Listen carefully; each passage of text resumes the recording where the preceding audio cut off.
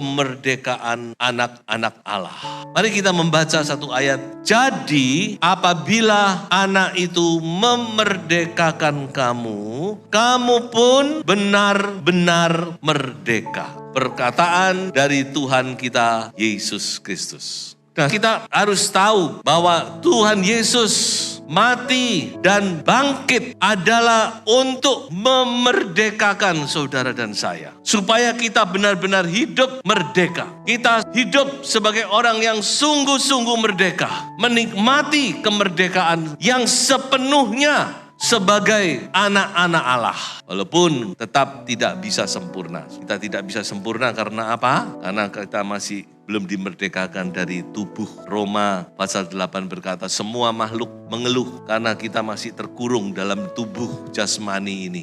Yang bisa sakit, bisa lemah dan seterusnya. Tapi roh kita, jiwa kita itu harus merdeka dan sungguh-sungguh merdeka. Nah, itulah sebabnya mari kita mau bersama-sama melihat dari firman Tuhan. Bagaimana bahwa Tuhan itu sudah, sedang dan akan memerdekakan kita seutuhnya. Pertama-tama kemerdekaan yang bagaimana itu? Yaitu kemerdekaan dari penalti dosa. Penalti ini bicara tentang penghukuman dosa. Efesus pasal 2, kamu dahulu, perhatikan, dahulu itu sebelum kita mengenal Yesus, sebelum kita menjadi anak-anak Tuhan, kita sudah mati karena pelanggaran-pelanggaran dan dosa-dosamu.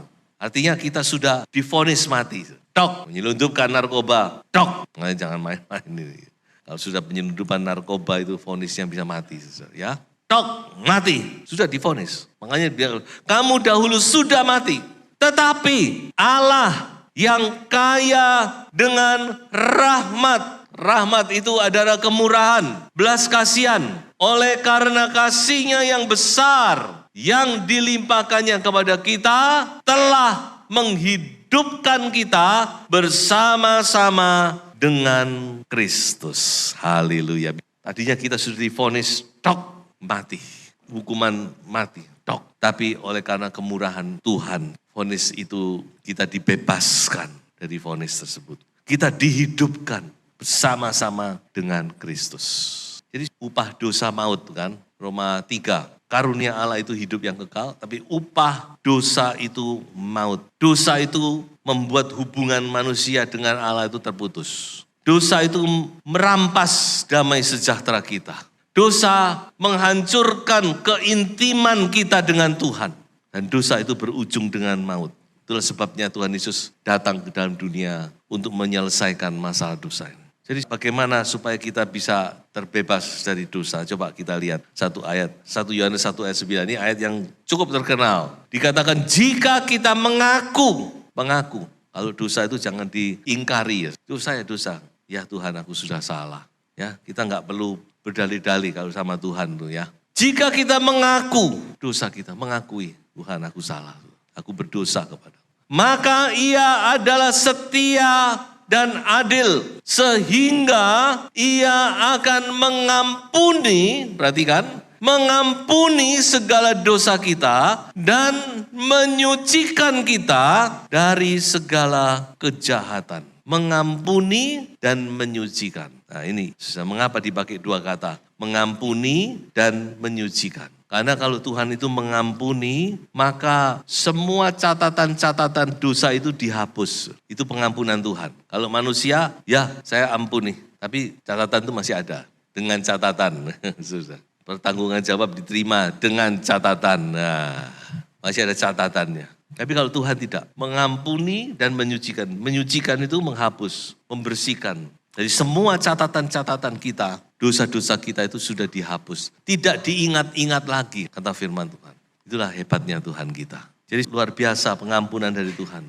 Dia mengampuni dan sekaligus dikatakan, aku tidak mengingat-ingat lagi dosamu. Semua catatan sudah dihapus, bersih, mulai dari baru, start dari nol. Ayo kita mulai buka buku yang baru aja. Yang lain sudah diputihkan. Inilah yang pertama-tama. Kita dimerdekakan dari penghukuman dosa, dari penalti dosa. Nah ini saya rasa dialami oleh semua orang. Jadi saya berkata kepada saudara-saudara ini semua kita alami waktu kita percaya Yesus. Dan saudara harus ingat, jangan terus terdakwa, merasa bersalah. Kalau itu sudah kita akui, kita minta ampun kepada Tuhan, ingat bahwa Tuhan itu menyucikan, menghapus. Jangan sampai kita terus, seumur hidup kita terus didakwa, ya, terus didakwa, jangan.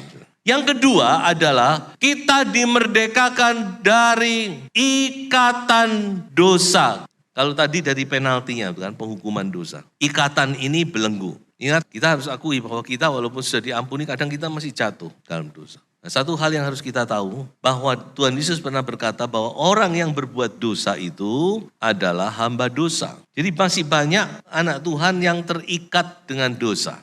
Sudah diampuni, beres. Tapi masih dalam perjalanan hidup ini masih banyak ikatan. Ikatan pornografi, bahkan ikatan perjinahan. Katanya orang percaya tapi berjinah sana sini. Yang celaka itu, yang kasihan itu istrinya.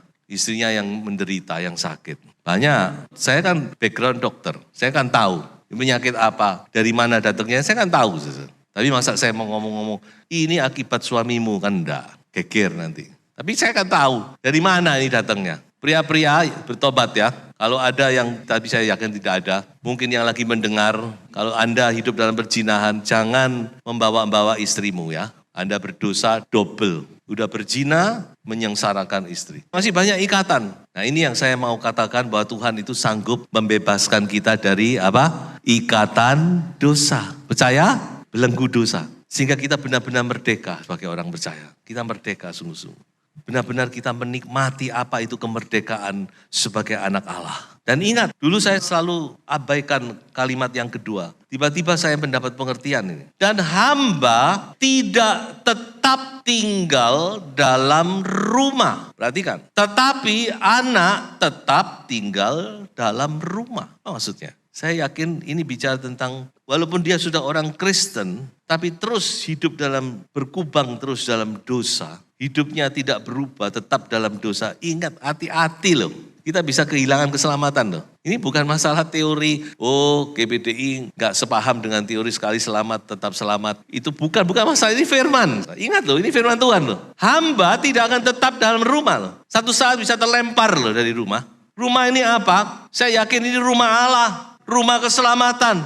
Jangan kita tertipu. Karena kita sudah percaya mengakui Yesus. Oh, saya pasti selamat. Saya percaya sama Yesus. Yesus itu siapa? Yesus anak Allah toh, ini toh. Bukan masalah itu. Bagaimana hidup kita? Nanti saya akan tunjukkan. Jadi ini bukan masalah teori, nggak teori itu perdebatan teolog biar mereka pusing sendiri berdebat. Tapi kita bicara firman aja lah.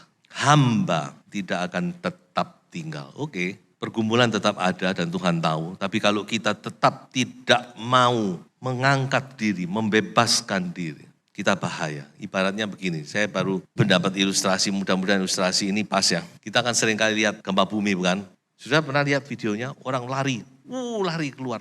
Kenapa? Goyang. Lari dari bandara, lari dari mall. Karena apa? Goyang. Ada enggak orang rumahnya udah goyang, dia masih tetap, waduh enak, tak nikmati ini. Wah, kapan lagi kayak gini?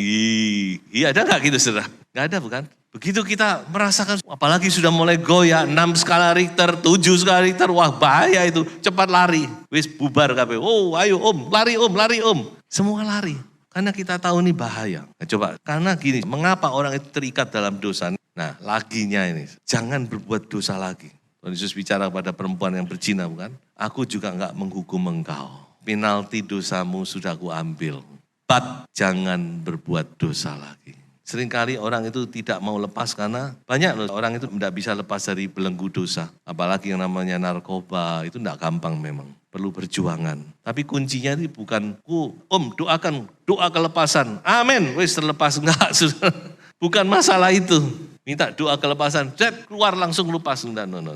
Masalahnya adalah seseorang itu mau enggak melarikan diri. Seperti tadi yang saya katakan. Kalau kita tahu ini mau ambruk, pasti kita tidak akan diam. Kita akan secepatnya kalau bisa lari mendahului orang lain keluar supaya selamat. Ya, seringkali manusia kan begitu, nggak mau. Mengapa orang tidak bisa terlepas dari belenggu dosa? Karena tidak mau terlepas memang. Menikmati di situ. Ya sampai kapanpun saudara didoakan kelepasan sampai rambutmu brodol ya gak kira iso. Kalau saudara tidak mau ini, aku mau Tuhan. Aku sudah dilepaskan dari kematian seperti perempuan ini. Oh, dia ingat bagaimana waktu dia divonis mati dan tidak ada jalan keluar. Hanya bayangan kematian dengan cara yang mengerikan, dirajam waktu itu.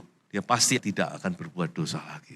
Karena dia ingat betapa luar biasanya anugerah itu, kemurahan dari Tuhan kita ini. Ayo kita baca bersama-sama ya, Galatia pasal 5 ayat 1. Supaya kita sungguh-sungguh merdeka, Kristus telah memerdekakan kita. Karena itu berdirilah teguh dan jangan mau lagi dikenakan kuk perhambaan. Jangan mau lagi. Jadi ayo kita mau sungguh-sungguh, mau hidup merdeka. Amin. Semua kita ingin hidup merdeka. Bukan hanya secara merdeka, hanya wacana, hanya sebagai lagu. Tapi benar-benar kita menikmati. Dan itu yang Tuhan mau, bagaimana kita hidup di dunia ini menikmati kemerdekaan ilahi yang sesungguhnya. Benar-benar kita hidup sebagai anak-anak Allah, anak-anak Tuhan yang dimerdekakan. Nah ini yang poin yang ketiga, yaitu Tuhan mau kita merdeka untuk hidup sebagai anak-anak raja. Kalau tadi merdeka dari, yang ketiga ini merdeka untuk. Kita merdeka itu untuk apa sih? Untuk kita menikmati hidup sebagai anak-anak Allah, anak-anak raja di dunia ini. Dan nanti kita masuk dalam kerajaan sorga pada akhirnya. Itu Tuhan Yesus sendiri ngomong, aku datang supaya mereka mempunyai hidup. Gak cuma hidup toh, gak cuma selamat toh, tapi mempunyainya dalam segala kelimpahan. Nah kata segala kelimpahan ini jangan diartikan secara materi ya. Banyak kali hal ini hanya diartikan dari sisi materi. Oh Tuhan berjanji, saudara saya kita akan kaya raya. No. Saya tidak melihat sama sekali, bahkan saya katakan ini bukan bicara materi ini. Ya kalau mau disangkutkan sedikit-sedikit bolehlah. Tapi saya melihat ini bukan materi. Abundant life. 丰盛的生命. Hidup yang abundant. Hidup in its fullness. Hidup benar-benar hidup. Saya katakan saudara. Kita mau nikmati ini. Hidup yang sesungguhnya sebagai anak Allah. Life that is full and good. Hidup yang full dan yang indah, yang baik. Ini yang Tuhan mau berikan kepada kita. Bukan cuma sekedar hidup di dunia ini. Tapi benar-benar kita hidup yang sesungguhnya. Coba satu ayat lagi. Ya coba saya bacakan. Sebab jika oleh dosa satu orang, yaitu Adam, maut telah berkuasa oleh satu orang itu. Maka lebih benar lagi mereka yang telah menerima kelimpahan kasih karunia dan anugerah kebenaran. Akan hidup dan berkuasa oleh karena satu orang itu, yaitu Yesus Kristus. Karena Adam kita mati, karena kita semua keturunan Adam dan Hawa. Tapi karena Yesus Kristus, kita bukan hanya hidup, tapi hidup dan berkuasa. Amin. Shall reign in life. Memerintah dalam hidup ini. Punya otoritas, bukan status orang merdeka tapi masih diberhamba, bukan. Tapi kita benar-benar punya otoritas. Kita harus hidup dengan otoritas. Punya otoritas yang diberikan oleh Tuhan. Kuasa yang diberikan oleh Tuhan sebagai anak-anak Allah. Yohanes 1 ayat 12. Orang yang menerima dia akan diberi otoritas. Exousia itu artinya otoritas sebagai anak-anak Allah. Anak-anak raja itu punya otoritas. Walaupun dia masih anak tapi dia punya otoritas. Nah, hidup yang bagaimana? Hidup sebagai anak raja itu. Kalau saudara mau tahu ya seluruh kitab perjanjian baru ini, saudara harus membacanya. Tapi saya akan berikan kunci-kuncinya saja. Supaya kita tahu apa hidup sebagai anak raja itu. Di dalam Roma bicara tentang hidup dalam perdamaian. Kita berdamai dengan Allah. Kita juga berdamai dengan sesama. Bahkan dengan musuh kita. Perdamaian yang dimaksud dalam Roma kan antara Jewish and non-Jewish. Ya, antara orang Yahudi dan orang kafir. Dan itu satu tembok yang tebal. Tapi Tuhan, Paulus berkata, ayo kamu sama-sama kok. Sama-sama keliru, sama-sama dapat kemurahan Allah. Ya, ayo sama-sama hidup dalam perdamaian. Hidup sebagai anak Allah itu hidup dalam perdamaian. Dengan Allah berdamai, dengan sesama juga berdamai. Filipi bicara hidup dalam sukacita. Walaupun banyak tantangan, ku mau tetap bersyukur. Amin. Walaupun banyak tantangan, kita tahu ya masih banyak tantangan, kesusahan. Tapi hidup kita adalah hidup dalam sukacita ilahi. Paulus, ayo bersukacita dengan aku. Aku walaupun dalam keadaan terbelenggu. Waktu nulis ini kakinya dibelenggu dia. Belenggu sama seorang serdadu, tapi dia nulis, ayo aku ini bersuka cita. 1 Tesalonika, bicara hidup dalam kekudusan. Hidup sebagai anak-anak terang. Kita mau hidup dalam kekudusan, menikmati kekudusan itu. Nah, memang kalau mau dibicarakan ini tema khotbah sendiri ini ya. Makanya kita harus hidup bagaimana menjaga kekudusan hidup kita. Karena dunia ini sudah cemar segala sesuatunya. Kita mau hidup dalam kekudusan. Hidup dalam kebaikan. Paulus berkata kepada Titus, ajar orang-orang itu untuk mereka berbuat baik. Menjadi anak-anak Tuhan yang antusias, yang rajin. Untuk apa? Untuk berbuat baik. Perbuatan baik itu harus menjadi satu kerinduan kita. Coba kita belajar sebagai orang-orang percaya ya. Kadang-kadang ya berbuat baik kepada lingkungan dulu lah. Sekitar kita. Coba sampai nanti orang-orang mengatakan, wis itu loh bapak yang di rumah itu wis nek iso ojo ono opo-opo. Waduh wis jangan. Justru kita harus tunjukkan sebagai orang percaya kita ini berbuat baik. Jinjai hidup itu. Ya saling tolong menolong. Kan senang. Nama Tuhan dimuliakan. Aduh itu loh. Tante itu, itu loh baik loh. Antusias. Titus berkata antusias. Perbuatan baik itu harus jadi antusiasme kita, berbuat baik.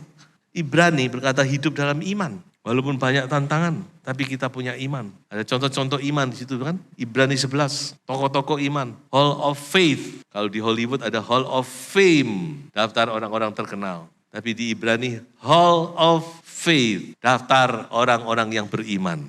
Wah, itu masih belum selesai. Nanti nama kita ada di situ. Amin, saudara. Terus 1 Petrus, hidup dalam pengharapan. Petrus itu rasul pengharapan. Walaupun dalam penderitaan, punya pengharapan. Amin. Anak Tuhan harus punya pengharapan. Jangan sampai kita putus harap. Karena Tuhan kita hidup. Amin. Dan yang terakhir, surat Yohanes bicara tentang hidup dalam kasih. Wah, kalau mau diurut masih banyak lagi. Ya, kita mau nikmati itu sebagai anak-anak raja. Walaupun mungkin cuma berapa puluh tahun, tapi hidup kita benar-benar hidup full. Life in its fullness. Hidup berkelimpahan. Itu yang Tuhan berikan kepada setiap orang percaya. Amin. Tuhan mau saudara dan saya menikmati. Jangan mau ketinggalan. Mari kita mau menikmati itu. Dan percayalah Tuhan akan menolong kita. Saya akan akhiri dengan satu ayat yang luar biasa. Mengapa enggak luar biasa? Ini ada 4 hal yang Tuhan lakukan bagi kita. Kayak kita baca bersama-sama. Dan Allah sumber segala kasih karunia yang telah memanggil kamu dalam Kristus kepada kemuliaannya yang kekal akan melengkapi, meneguhkan, menguatkan, dan mengokohkan kamu sesudah kamu menderita seketika lamanya. Tuhan Yesus memberkati. Haleluya.